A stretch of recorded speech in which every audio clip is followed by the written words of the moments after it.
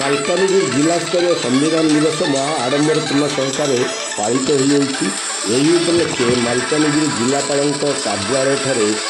अतिरिक्त जिलापाल बेदबर प्रधान मुख्य अतिथि भाव जोगदे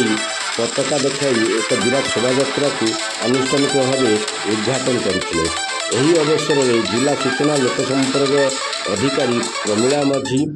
और APD finance Manas Mishra, APD Himanshu Bhushan Maharana, programme manager Piramal foundation Rajaram Mallik एवं समाजसेवी रत्नाकर दास प्रमुख उपस्थित रही शोभा जोग देते। यही शोभा जिलापाल कार्यालय बाहरी शहर परिक्रमा कर जिला परिषद कार्यालय निकट में पहुंचीला एवं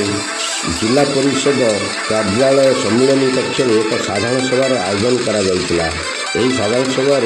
आम संविधान आम अधिकार संपर्क अतिथि मैंने उद्बोधन देते एवं विभिन्न प्रतियोगिता कृतित्व हासिल कर छात्र छात्री मानक पुरस्कार वितरण करा।